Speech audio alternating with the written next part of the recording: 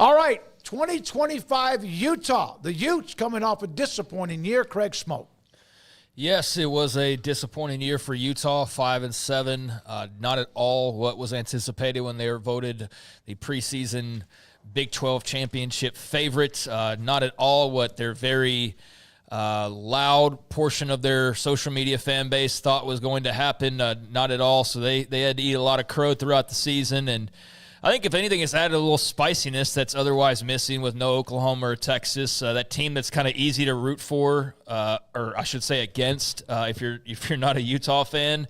They kind of made that an easy choice for folks a year ago, and to not only root against them, but to enjoy it because they went on that terrible slide. I mean, they started off 4-0. They had wins over Baylor and Oklahoma State. Little did we know that Oklahoma State in particular was not that great. And then after that win in Stillwater, realize this, Oklahoma State was top 15 when they played Utah last year and lost in Stillwater. And then Utah, after that win, went on to lose 7 consecutive games and then finally won their final game to finish at 5-7. Like, it was a miserable season, 4-0, 4-7, 5-7. But yeah, that win in Stillwater, like there at the end of September, nothing was what we thought it was at that point in time. The good news this year, we're not doing a full breakdown. That'll be later on this summer, but no Cam Rising questions. Like, at least there's not that this year. That's kind of refreshing. And that's the big noticeable thing just in terms of the team itself. Don't know what's in his future. I haven't heard or seen anything ever since he got removed from the roster, but I'll text our friend who covers them. I mean, whatever it is, they've got a new shiny transfer quarterback that ought to be pretty good, and here's how they will start off things. On the road at UCLA will be game number 1 for Utah, so a little former Pac action with these two ex-Pac-12 associates now in the Big 10 and the Big 12 respectively. They will play out in Los Angeles on Saturday, August the 30th. All Saturday games for Utah. So that's definitely a nice thing to have in terms of your schedule. So all Saturday games starting with the road trip to UCLA. Then you'll get Cal Poly in a blowout win on Saturday, September the 6th the following week. And then close out the non-con 1, 2, 3, easy peasy, not chopped up like some of these other schedules we talked about, but the non-con just 1, 2, 3 on September the 13th, Wyoming on the road, which is interesting here. So 2 road games in the first 3 games of the year, 2 road games in their non-conference with UCLA and Wyoming. So that's something that definitely jumps off the page at you, at least initially, is having just the 1 home game in the first 3 weeks. And also a nice matchup there with UCLA, although we have no idea how talented or not they'll be, but it's definitely a logo, and it's somebody you're going to have to actually get focused and locked in to line up against them. Yeah, I'm interested to see, the early part of this schedule. And look, going to Laramie, never fun. It's there. But post-Craig Bowl, not quite the same thing. Yeah. But, they've got a shot. I mean, only 1 home game in the non-con before they get into it. And then, then right out of the box, you get Tech at home. So, the conference race, they get it tough right off the bat. So they've got this big chunks of schedule. Theirs is different than I think anyone we've seen. They have the most games between buys all year long. And this first chunk is interesting. I think it should allow Devin Dampier and the offense to get going, and I still think they're going to have an elite defense. But again, we'll see. Yeah, so the non-conference closes out at Wyoming, and then they do have a couple more games, as Paul alluded to, before their first bye. Texas Tech at home will open Big 12 play, so that's a pretty mega matchup there. I mean, if Tech goes out to Salt Lake, gets a win, then I think they're feeling great about things, or maybe Utah's better as expected, and they defend their home turf, and then things get interesting with the whole Texas Tech storyline and this championship season dream right out of the gates if you get handed an early loss. So that'll be one that's definitely of interest. And then you close out that first set of games on the road at West Virginia and Rich Rod. So West Virginia, a very intriguing team because we really don't know.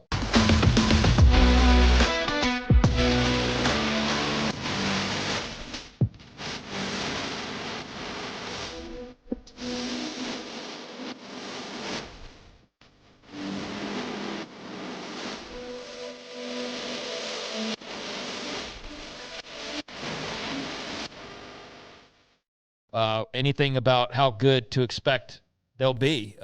There's just too many questions and uncertainties, but with all of that uncertainty, there's just as much reason to believe they could be really good as they could be really bad. So walking into Morgantown wasn't quite the nightmare that it has been in recent years here lately, but I think Rich Rod, that's going to be right at the top of the to-do list, is getting that back to being a hell of a place to have to go and play. So, yeah, to West Virginia will close out that first leg of the schedule there. And then their first bye week. That's a tough opener. No question, home or away against Tech because of what appears to be a team that's loaded up.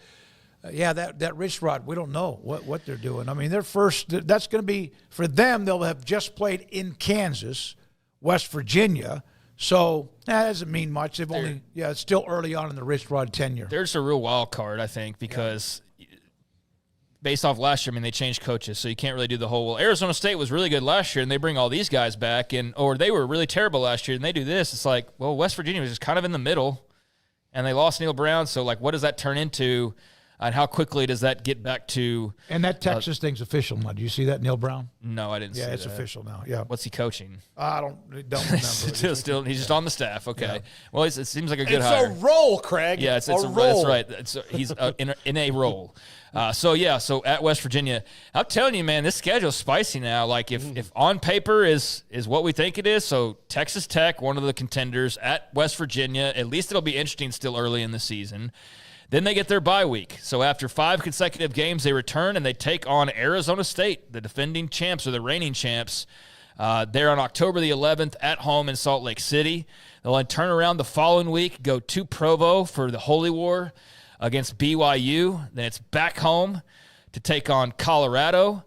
And then the following week, you're at home once again. So this second leg, 3 out of the 4 games are home games, as you will welcome in Cincinnati. So Arizona State, road trip to BYU, home against Colorado, home against Cincinnati.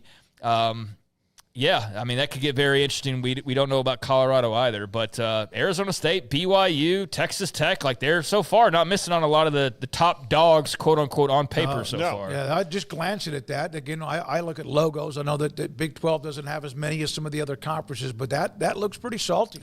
Yep. So then the third and final leg after their second bye week, you will have Baylor on the road in Waco on November the 15th. It feels like Utah's been here like 5 times in the last 2 years, but they'll be back.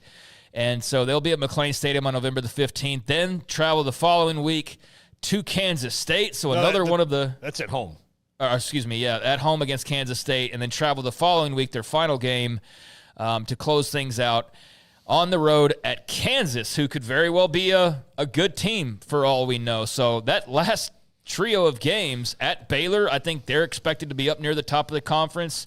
Home against K-State, they're expected to be up near the top of the conference. And then at Kansas, don't really know, but they'll be, I think you'd lean more towards the top than towards the bottom based on the way they finished last year. So that's how they will close it out. And that, to me, is a pretty stout schedule. The teams you miss out on, you will not play Arizona. You will not play Oklahoma State. You will not play TCU. You will not play Iowa State.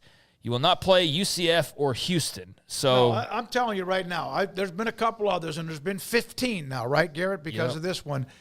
Off just the top of my mind, this is among the top, at least based on what we know now, which may be nothing, probably among the top 4 toughest conference schedules. I would think so, yeah. I mean that last 7 is tough. Yeah, the second half of the season, like that's one of those things where you better hope you start off on a good note, or you could really be sinking. And we could be talking about Kyle Whittingham and his successor at that point, Morgan Scalley, if they don't have a pretty nice start to the season. So, UCLA right out of the gates, I mean, that's going to be a measuring stick of some sorts there in the first game of the season. And then, a trip to Wyoming. I mean, trip to Morgantown, trip to Provo, Waco, and Lawrence. BYU in there. I think it's a tough schedule and definitely one that you could see them navigating if they get their ducks in a row. But, man, the whole theme of this is like who the heck knows, really. But who the heck knows what Utah looks like after last year? I mean, I have no idea what to expect with them. No. I think quarterback play should be better, should at least be consistent. But beyond that, good defense. We know that. But outside of that, don't know how many wins that stacks up to. So, yeah, definitely a tough schedule for Utah, and a big year for Kyle Whittingham to kind of reestablish themselves, especially after all of the bluster and early talk there in joining the Big 12 and then how that worked out a season ago. Yeah, that last 7 is really tough. And not to say that the first, when you start out with Texas Tech, I mean, you have a couple of games on that thing that you should be favored in right now on paper, and after that, that's about it. That's about it. You'd be favored against Cal Poly and Wyoming, but in Big 12 play, I mean, West Virginia, Cincinnati, I don't know anybody else that you just automatically assume they'll be favored. I mean, because that'll all depend on how the season sort of goes. But, yeah, I think the only team they missed out on, is, instead of getting like the clean, hardest schedule possible, would maybe be TCU.